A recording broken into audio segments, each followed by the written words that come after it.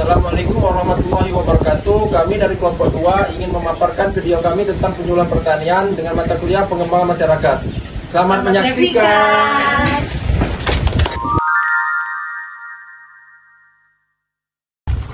Aduh, gimana ini?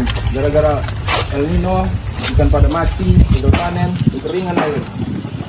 Permisi Bapak, Iya, ada Pak. kami mau membeli ikan. Oh, sepertinya belum bisa deh. Gara-gara ini Bapak gagal panen disebabkan oleh kurangan air dan dampak El Nino deh. Oh sama kalau gitu, saya juga punya sawah, tapi sawah saya juga kekeringan, jadi gagal panen. Gimana ya iya. cara ngatasinnya? Ya, Bapak juga bingung, mana Bapak juga masih mau belajar lagi.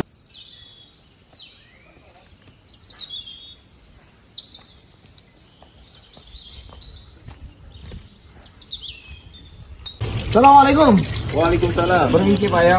Ya. Di sini tadi jalan-jalan, saya survei lokasi karena saya ada kegiatan penyuluhan Pak. Ya. Tapi saya kesini tiba-tiba saya berhenti, saya lihat Bapak sama ibu-ibu ini kebingungan gitu. Kendala apa yang Bapak hadapi ini yang membuat Bapak kebingungan ini? Ya, saya sangat bingung sekali gara-gara dampak El Nino yang menyebabkan kolam ikan saya menjadi kering. Ikan saya pada mati. Dua mbak ini datang tadi mau beli ikan, gitu ya. Ikannya udah nggak ada, pada mati. Sama, saya juga sawahnya kekeringan, jadi dampaknya gagal panen. Gimana ya caranya itu ngatasinnya? Memangnya Bapak ini siapa dan dari mana? Oh iya, terima kasih. Sebelumnya saya ini penyuluh yang datang di sini untuk survei lokasi. Jadi permasalahan-permasalahan Bapak sama Ibu yang telah diceritakan kepada saya besok akan mengadakan penyuluhan pertanian. Yang salah satunya akan menghadapi masalah yang Bapak Ibu ceritakan. Jadi jangan lupa Bapak Ibu semua besok datang ke acara saya di desa ini pada pukul jam 7 pagi. Silakan Bapak Ibu semua datang. Saya boleh ngajak orang Pak? Boleh. Untuk lokasinya Pak di mana Pak? Untuk lokasi kita sediakan di sebuah gazebo di desa ini, tidak jauh dari sekitar lokasi ini. Oh, yang di dekat rumahnya Pak Parno? Iya benar sekali Bapak. Ya, untuk Ibu juga boleh juga mengajak teman-teman yang lain agar sekiranya materi yang disampaikan bisa masuk ke semua orang. Baik Pak, besok kami akan datang ke sana. Ya, terima kasih ya Bapak Ibu. Saya lanjut terlebih dahulu. Oke, Pak. Hati-hati ya Pak. Ya.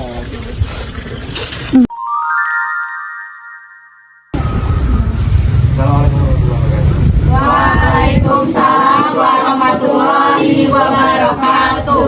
Terima kasih Bapak Ibu semua, terutama tadi Bapak Wahyu yang sudah datang ke sini dan menceritakan kemarin keluh kesahnya. Jadi sekarang hari ini saya akan memberikan penyuluhan sesuai dengan rencana saya kemarin, dan di sini saya duduk ditemani oleh teman saya yang kebetulan juga ahli dalam penyakit tanaman, khususnya tanaman jagung.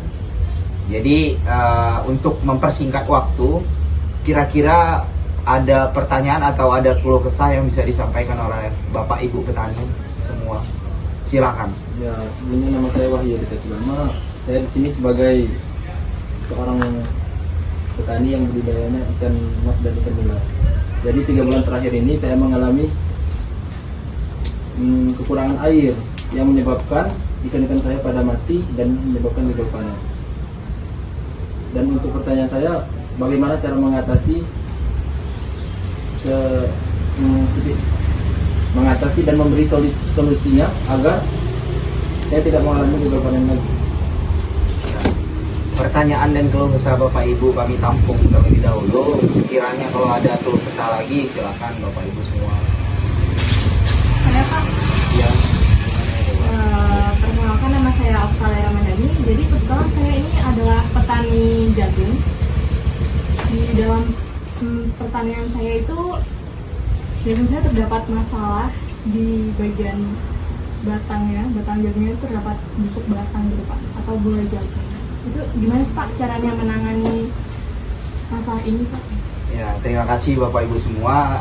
Pertanyaan tadi sekiranya bisa kami jawab langsung ya. Jadi untuk pertanyaan Bapak Wahyu tadi mengenai perikanan, budidaya ikan. Jadi sekiranya kalau kita berkecimpung di dunia perikanan menyebabkan gagal panen itu biasanya di kadar airnya Pak. Karena kalau kita budidaya ikan, terutama ikan mas, ikan air tawar, ikan nila, dan lain sebagainya, kalau sirkulasi airnya tidak cepat diganti setiap 1 minggu sekali atau bahkan 2 minggu sekali, itu menyebabkan oksigen yang ada di dalam air itu berkurang. Makanya kalau kita budidaya ikan air tawar itu pergantian airnya harus rutin, dan juga pemberian pakan ternak ikannya juga harus stabil. Karena di situ yang bisa menyebabkan produksinya meningkat. Jadi kalau keluh kesah Bapak Wahyu itu mengenai kenapa 3 bulan ini kok ikan budidaya saya ini tidak panen-panen, ya karena itu bisa jadi di air, bisa jadi di pakan, dan bisa jadi di ikannya tersebut kurangnya asupan makanan. Nah, jadi kalau pertanyaan Ibu Okta tadi mengenai penyakit jagung, kalau kita mengenai bulai ya Bu ya. Jadi kalau kita menanam suatu tanaman, berarti kan kita tanaman itu kan tanaman hidup. Nah, kembali lagi dalam prosesnya. Jadi yang pertama yang harus diutamakan adalah tanahnya, Bu Okta. Jadi kalau tanahnya sudah bagus, nah, dan juga kesuburan tanahnya masih tinggi, maka produksi yang akan dihasilkan juga tinggi. Yang kedua itu varietas. Varietas kita harus pilih juga yang sesuai dan juga dia tahan dengan penyakit bulai jagung. Contohnya, kalau di sekitar kita ada yang namanya Kalingga, ada yang namanya Bromo, varietas yang tahan dengan bulai jagung. Ya seperti itu.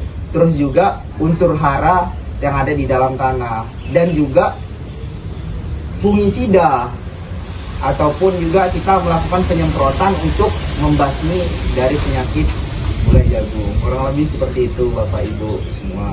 Ya, apakah untuk Bapak Ibu semua ada keluh kesah yang bisa diceritakan? Mumpung kita lagi sesi penyuluhan pertanian ini. Bagaimana? Iya, Ibu. Perkenalkan, saya Aisyah Porniasi. Jadi kebetulan saya ini petani padi sawah ya Pak. Yang kemarin itu sawah saya mengalami gagal panen. Jadi varietas apa yang unggul, yang baik untuk agar tidak gagal panen? Ya, untuk pertanyaan Ibu tadi bisa dijawab oleh rekan saya. Saya di sini izin menjawab pertanyaan Ibu Aisyah. Jadi jawabannya itu harus disesuaikan dengan kondisi tanah yang ada di tempat Ibu atau menanam varietas padi sawah tersebut. Saya menyarankan untuk menanam varietas padi Ciherang karena sesuai dengan kondisi dan cuaca dari lingkungan ini. Ya, apakah ada lagi dari Bapak Ibu Saya semua? ingin sedikit menambahkan pertanyaan dari saya tadi, yaitu dampak ya, solusi pertama yang kita lakukan di saat terjadinya kemarau pada ikan saya tadi apa itu? Jadi untuk sebelum terjadi kemarau, Bapak harus pastikan dulu pasokan air itu mencukupi atau tidak. Karena kemarau ini biasanya bukan sehari 2 hari Pak. Karena kita tidak bisa menargetkan suatu ini ya. Jadi bisa juga dia seminggu, bisa sebulan. Jadi langkah awal itu Bapak memastikan bahwa sumber air itu cukup untuk beberapa hari bahkan beberapa bulan ke depan. Setelah itu pakan Bapak ini harus disiapkan terlebih dahulu. Bapak ini harus menyediakan gudang untuk pasokan pakan Bapak. Karena biasanya yang terjadi pada saat musim kemarau, pakan itu mulai langka. Jadi sebelum Bapak menghadapi cuaca ataupun situasi seperti itu, pakan Bapak itu harus tersedia terlebih dahulu di dalam gudang sebagai pasokan. Jadi itu sebagai bahan cadangan Bapak. Sekiranya air itu sudah Bapak prediksi bakal bertahan lama, dan juga pakan Bapak itu juga diprediksi juga bakal bertahan lama. Jadi situasi kemarau itu bukan penghalang untuk budidaya ikan Bapak. Kurang lebih seperti itu Bapak. Baiklah, untuk Bapak Ibu semua Desa Mergosari ini, apakah ada keluh kesah lagi yang Bapak ingin sampaikan atau Bapak Ibu semua ingin sampaikan? Cukup. Nah, terima kasih ya Bapak Ibu semua telah mengikuti sesi penyuluhan yang kami adakan bersama rekan saya. Kurang lebihnya kami mohon maaf, pada Allah kami mohon ampun. Wassalamualaikum warahmatullahi wabarakatuh. Waalaikumsalam warahmatullahi wabarakatuh. Terima kasih Pak.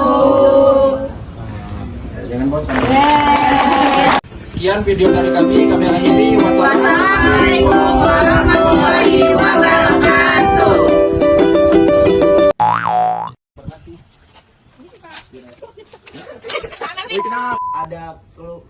nih dari Bapak Ibu petani semua di desa Mergosari ini? Saya Pak. Ya. Selamat menyaksikan.